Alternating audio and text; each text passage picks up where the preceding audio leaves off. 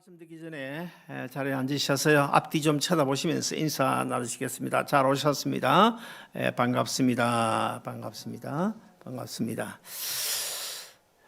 여러분 가운데 혹시 시골에서 농사 짓는 그 쟁기질을 해보신 분이 있습니까?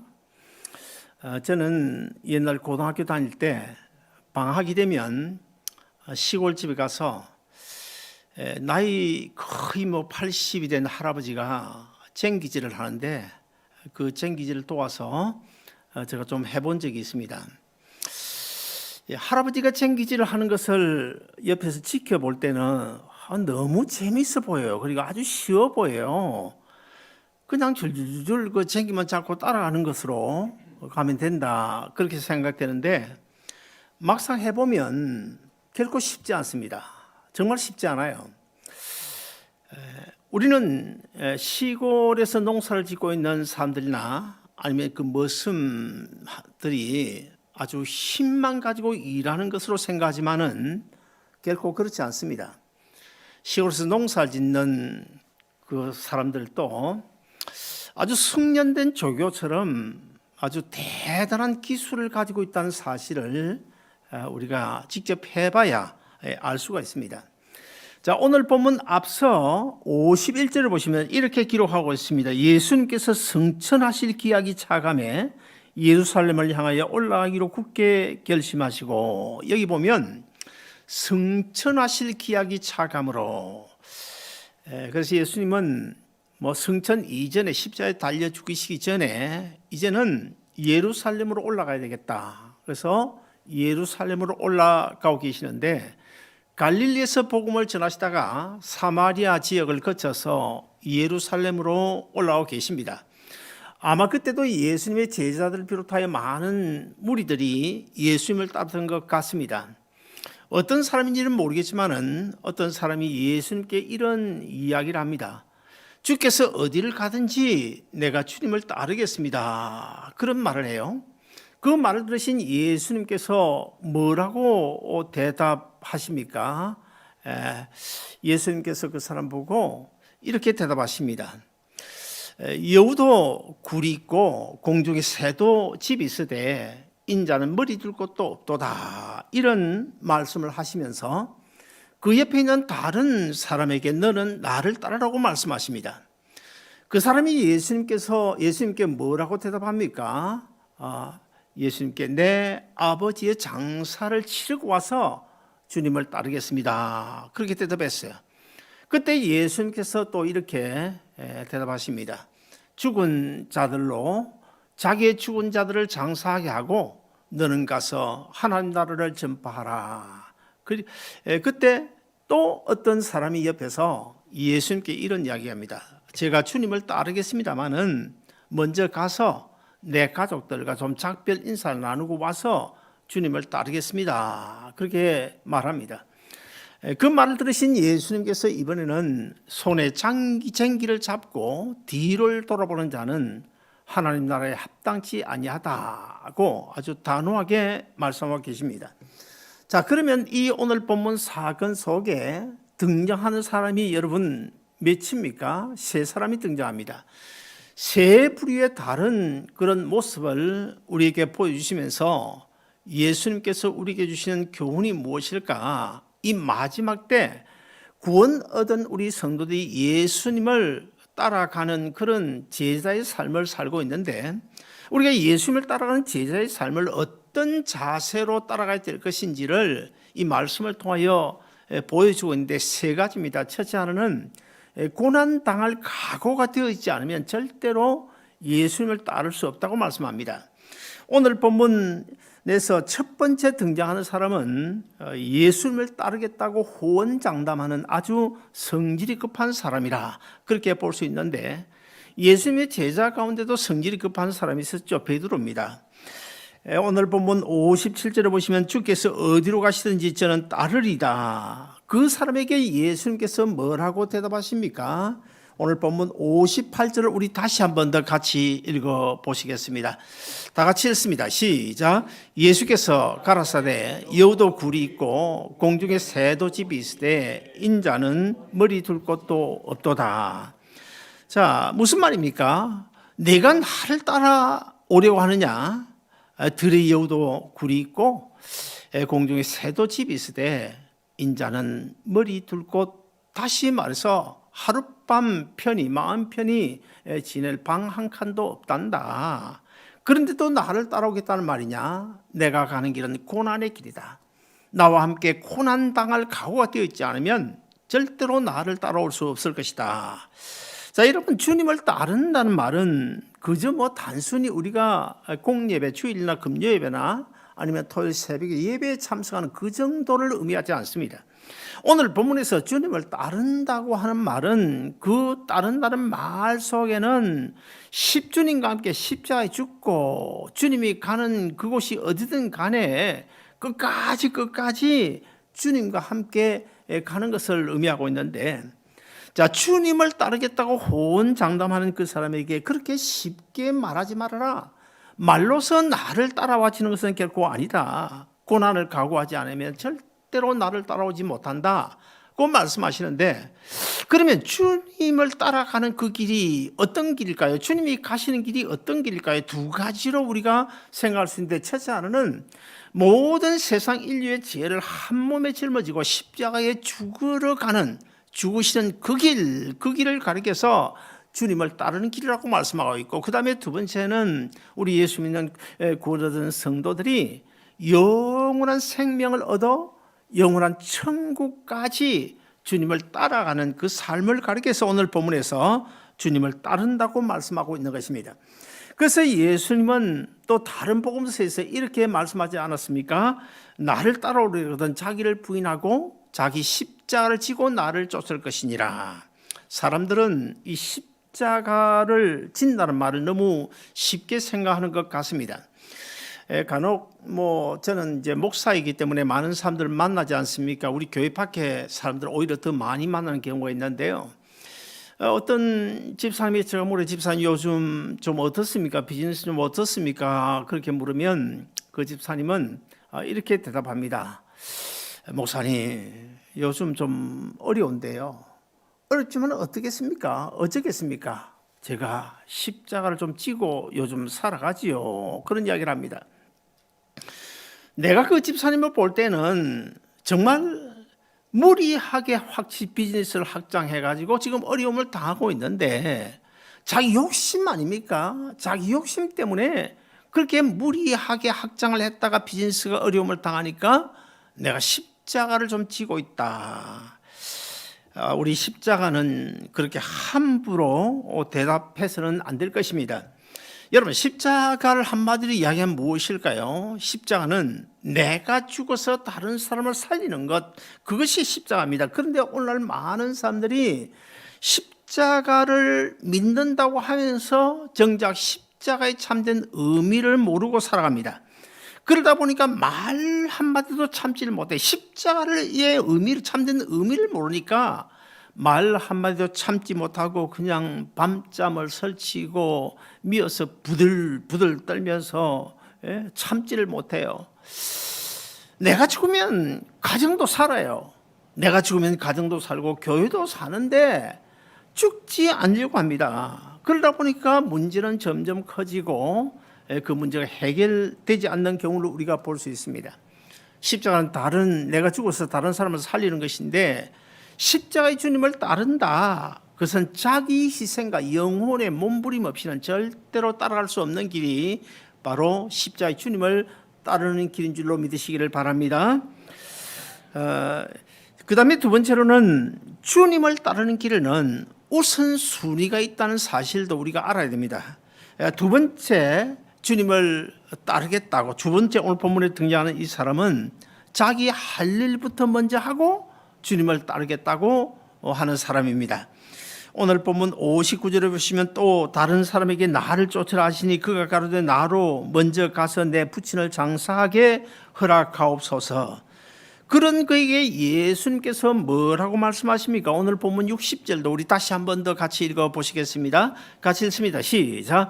가라사대 죽은 자들로 자기의 죽은 자들을 장사하게 하고 너는 가서 하나님 나라를 전파하라. 여러분, 이 말씀을 읽을 때 쉽게 이해가 됩니까?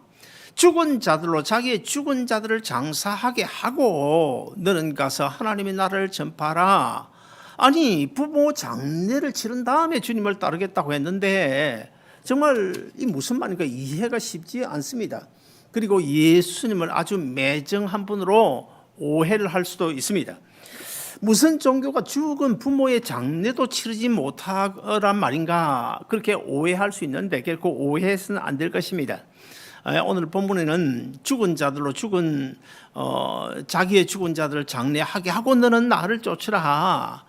자, 내 부모의 내 아버지의 장례를 치른 다음에 와서 주님을 따르겠습니다라고 말씀하고 있는데, 사실 이 본문의 배경을 우리가 살펴보면 이 사람의 아버지가 지금 이미 죽었다 그렇게 보기는 어렵고요. 아마도 어떤 죽을 병에 걸려가지고 얼마 살지 못하는 그런 상황 속에 처해져 있는 것 같습니다. 그래서 이 사람이 내 아버지가 오래 살지 못할 것 같은데 내 아버지 장례를 치르고 나서 그때 와서 주님을 따르겠습니다. 지금 그렇게 말하고 있는데, 예수님은 어떻게 봤습니까? 아직 일어나지 않은 일 가지고 주님을 따르는 일을 핑계하지 말라는 것입니다. 우리가 흔히 그러지 않습니까?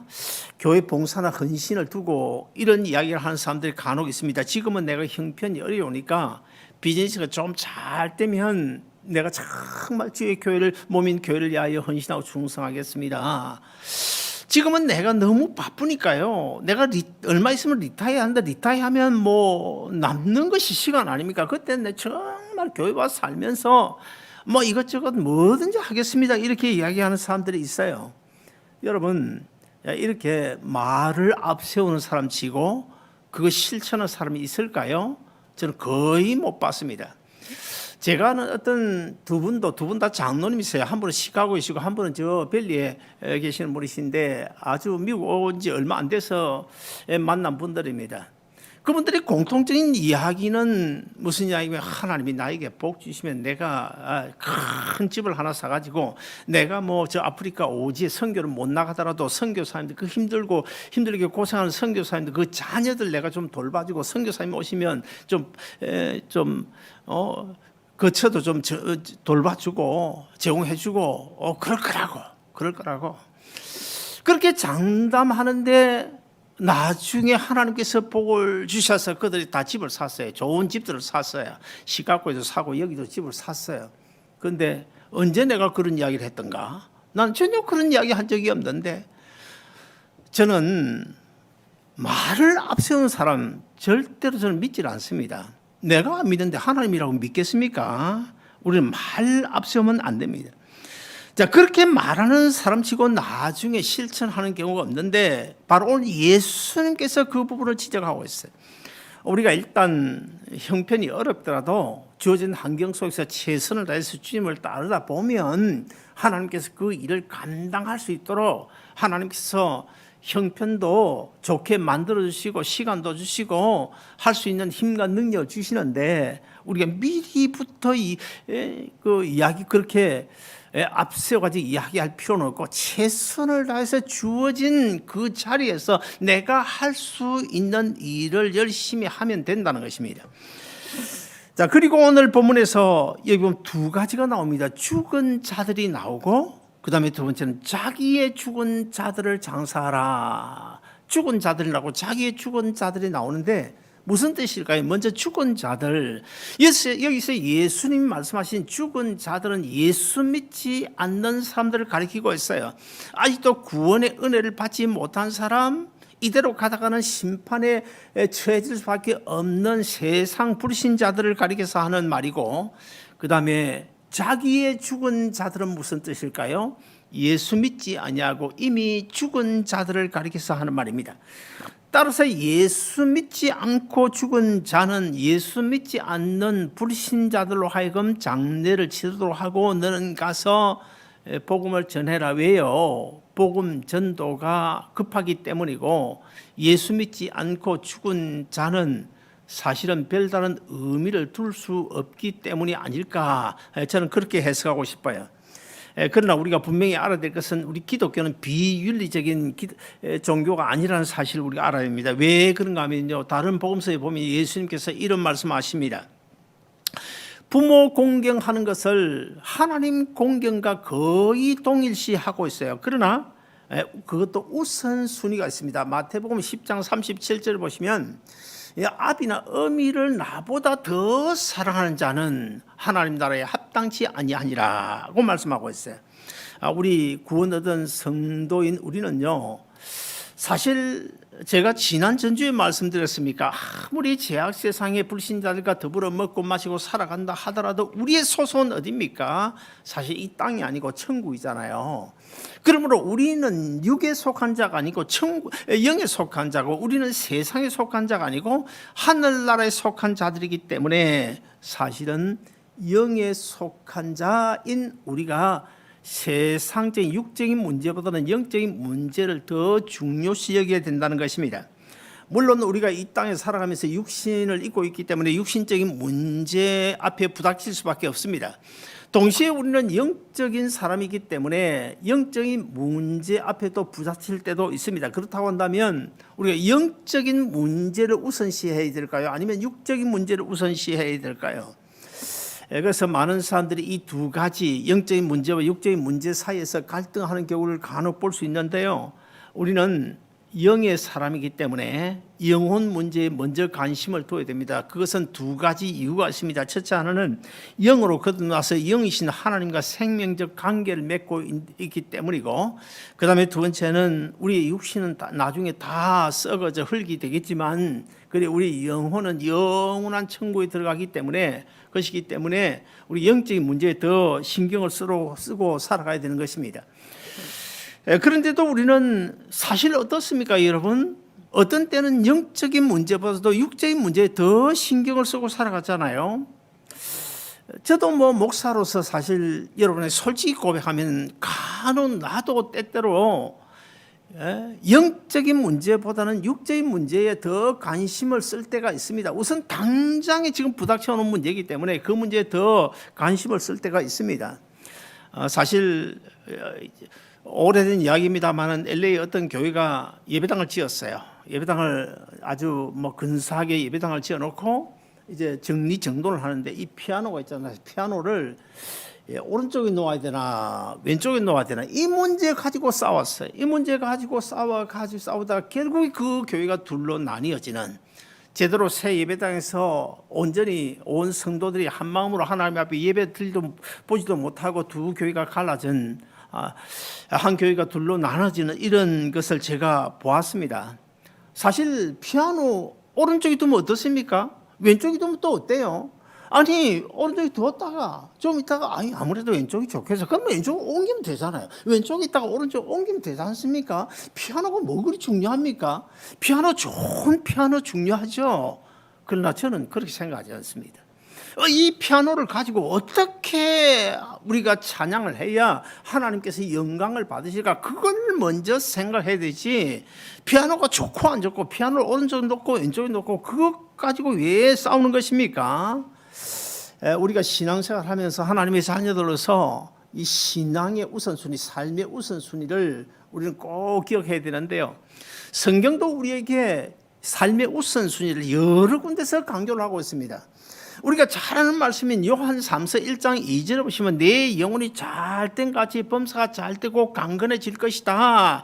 그런데 이 말씀을 한국 오순절 계통에서 아주 오래전 초기에는요, 이 세 가지, 내 영혼이 잘되고 범사가 잘되고 강건해질 것, 이 세 가지를 동일선상에 놓고 그것을 가리켜서 소위 삼박자 축복이라고 그랬어요.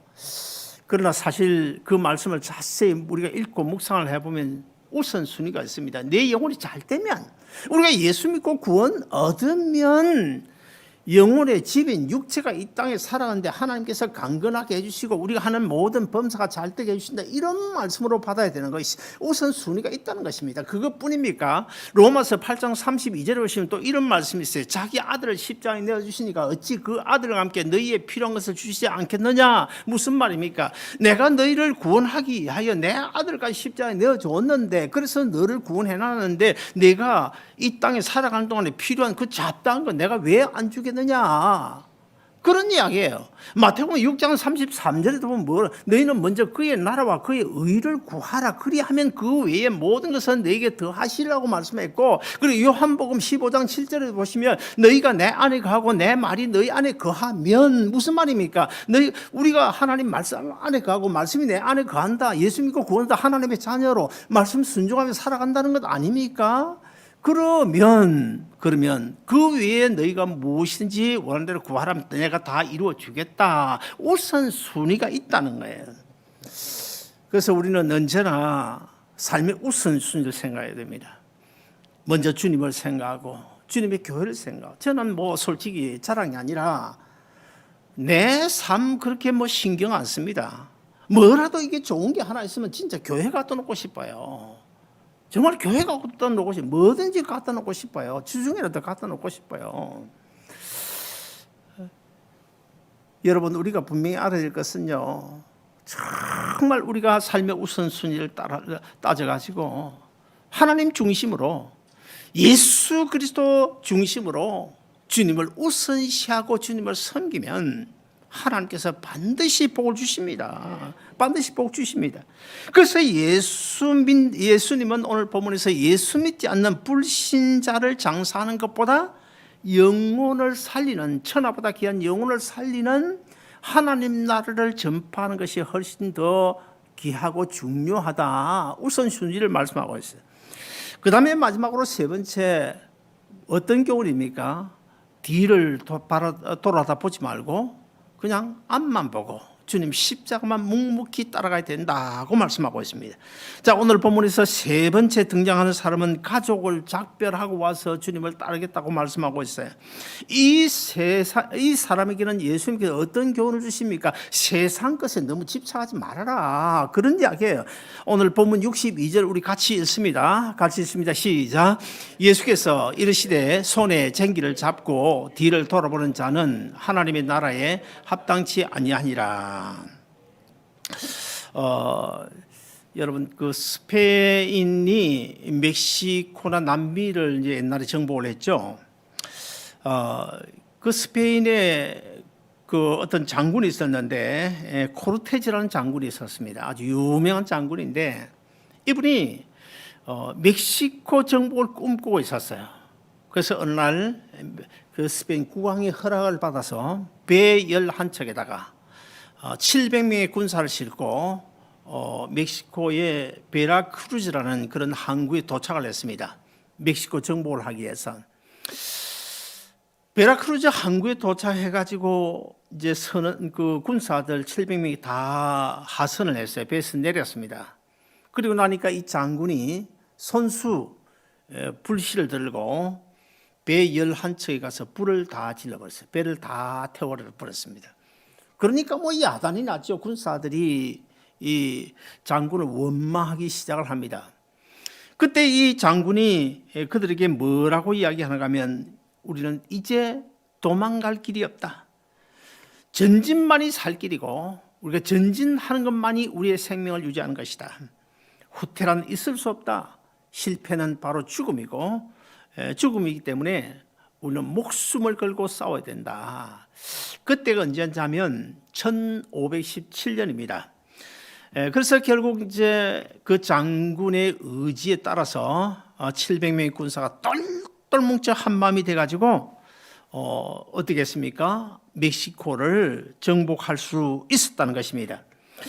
여러분, 제가 교회 개척을 앞두고 10월 10일 날 교회를 개척을 했는데 한 7월 8일 정도로 생각이 됩니다. 그때 이제 여러분도 아시다시피 우리 부부가 그 아파트 청소를 했습니다. 아파트를 청소를 했는데 이 일 그만두자. 그만두고 우리가 죽든지 살든지 굶든지 먹든지 교회 목회만 하자. 그렇게 인원을 하고 작업을 그만뒀습니다. 그리고는 어느 날 가만히 생각해 보니까 아파트 청소를 하는데 이 카펫을 씻는 그 샴푸기 기계가 있잖아요. 그 기계가 비싸지 않았어요. 그때 뭐 제일 좋은 게 한 550불 정도 되는데 산 지가 얼마 안 됐어요. 갑자기 이런 생각이 들더라고요. 아니 교회 개척을 하면 뭐 사례비가 나오겠냐. 교회 멤버도 아무도 없는데 그렇다고 뭐 돈 나올 때도 없고 은행에 론 25,000불 내가지고 교회를 개척하는데 그러면은 목구멍이 포도청이라고 굶어 죽을 입장되면 그 샴푸기 들고 일하러 나가지 않겠나. 그러면 입에 풀칠을 할 수 있으니까 이런 생각이 딱 드는 거예요. 아마 급하면 그 샴푸기 들고 나갈 것이다. 이런 생각이 들어가지고 제가 제 아내 보고 이 샴푸기 팔아버리자. 그때 K 어떻게 그때는 그렇게 의기투합이 잘 되는지 모르겠어요. 나 뭐 평생 살아오면서 그렇게 의기투합 잘 되는 한 몇 번 경험했는데 그래서 결국 중앙일보에다 광고를 내고 그 샴푸기 350불에 팔았어요. 그런데 제가 굶었습니까? 지금 22년이 지금 다 된 굶었습니까? 사실 목회자들 가운데 보면 저 경우는 상당히 성공한 케이스입니다. 목회로서는요. 자, 세상의 모든 그거 다 버리고 오직 주님만 따르겠다. 오직 목회만 하겠다. 그렇게 목숨을 걸고 오늘까지 왔더니 하나님께서 모든 것을 회복시켜 주셨잖아요. 사무엘상 6장에 보시면 베세메스로 가는 두 암소 이야기가 나오죠. 베세메스로 가는 두 암소, 하나님의 법궤를 실은 그 수레를 끌고 가야 될 그 두 암소, 어떤 암소입니까? 아직도 젖되지 아니한 새끼를 둔 암소. 그러니 그 엄마 암소들이 얼마나 새끼를 보고 싶겠어요. 그럼에도 불구하고 이 두 암소는요, 뒤를 돌아보지 않아요. 베세메스까지 그냥 묵묵히 지금 앞만 바라보고 하나님의 법궤, 하나님 물론 짐승이지만 이 하나님의 법궤를 끌고 가는 그 일만 아주 최선을 다해서 베세메스에 도착했는데, 그리고 나중에 어떻게 됐을까요? 하나님의 법궤를 싣고 가던 그 수레를 장작 삼아서 불태우고 그 위에 두 암소를 제물로 드렸다. 그 이야기 아닙니까? 자, 그 이야기가 오늘 우리에게 무엇을 가르쳐 주는 것입니까? 좌우로 치우치면 안 된다는 거예요. 주님께서 우하면 나도 우하고, 주님께서 좌하면 나도 좌하고, 주님께서 멈추면 나도 멈추고, 주님께서 앞서서 가면 나도 따라가고. 자, 이것을 또 성경 어느 부분이 우리에게 이런 교훈을 주고 있습니까? 출애굽기서에 나오는 불기둥과 구름기둥입니다. 낮에는 무더운 날씨, 구름기둥이 이스라엘 백성들 앞장서서 이제 그늘을 만들어주고 인도해 가요. 밤이 되면 얼마나 사막이 추운지 몰라요. 불기둥이 앞장서서 인도해 주는데, 그 불기둥과 구름기둥, 하나님의 백성들을, 하나님의 나라 이스라엘 민족을 이끌어가는 하나님의 뜻에 따라 주님 따라가는 그 길 가운데 불기둥과 구름기둥은요, 어떻게 하나님이 서라 하면 섰어요. 하나님 가라 하면 갔어요. 불기둥이 서면 백성들도 아무리 밤이든 낮이든 서야 됩니다. 멈춰야 됩니다. 텐트를 쳐야 됩니다. 불기둥이나 구름기둥이 앞장서서 가면 새벽 2시라도 일어서서 그 60만 200만 명이 되는 이스라엘 민족이 일어서서 다시 지금 행군을 하는, 무엇을 가르쳐 주는 것입니까? 우리는 먹든지 마시든지 무엇을 하든지 사도 바울이 우리에게 권면한 것처럼 우리가 주님 중심으로 주님 따라가야 된다는 거예요. 사랑하는 여러분, 오늘 본문 가운데서 우리에게 주시는 교훈은 3가지입니다. 첫째가 뭘까요? 첫째는 고난에 각오 없이는 주님을 따를 수 없다. 예수 믿지 않으면 당하지 않아야 될 고난, 그 고난을 우리에게 주셨는데, 성경에 보면 빌립보서에 보면 뭐라고 그랬습니까? 주님께서 승천하신 다음에 남은 고난을 내 육체에 채워놓으라. 육체가 됩니까? 우리 주님의 육체가 우리 교회잖아요. 우리 교회도 남겨놓았다는 거야. 내가 십자가에 달려 죽고 십자가를 지고 너희 인류를 구원해 놓았지만, 그러나 이 복음이 내가 다시 올 그때까지 전 세계에 전파되어야 되는데, 나는 하늘나라로 승천하지만 내가 남겨놓은 육체 곧 이 교회가 그 일을 감당해야 되는데 남은 고난이 교회에 있다는 거예요. 그러므로 우리가 진짜 그리스도인에서 예수님의 제자로 복음을 전하는 일에는 우리가 고난이 따를 수 있다는 사실을 꼭 기억하고 우리는 고난을 각오해야 됩니다. 그 다음에 두 번째는 그 어떤 경우에도 삶의 우선순위를 주님께 두어야 되고, 그리고 세 번째는 끝까지 좌우로 치우치지 않냐고 주님을 따라가는 그런 삶이 바로 제자의 삶인데, 사랑하는 여러분, 우리 모두 오늘 본문이 우리에게 말씀하고 있는 대로 정말 끝까지 언젠지는 몰라요. 우리 생명, 육체적인 생명이 개인적으로 육체적인 생명이 끝날 때고, 그 다음에 우리가 종말론적으로 보면 우리 주님께서 세상을 심판하기 위하여 재림하실 그때가 이 세상의 종말이 될 텐데, 언젠지는 모르지만은 어쩌면 우리가 긴 세월 살아가야 될지도 모르고, 아니면 뭐 1년이 될지 5년이 될지 아무도 모르잖아요. 전혀 예측하지 않았던 코로나 바이러스가 와가지고 지금 오늘 다음 주로 지금 8개월이 되지 않습니까? 아무도 모르는 거예요. 아무쪼록 우리가 주님을 따라가는 이 천국 가는 길에서 고난도 각오하고 삶의 우선순위를 지키고 좌우로 치우치지 않아 끝까지 하늘나라에 다 들어가는 여러분 모두 되시기를 주님의 이름으로 축원드립니다. 우리 생명의 주가 되시는 살아계신 하나님 아버지, 은혜를 감사합니다. 오늘 또 구원 얻은 성도인 우리가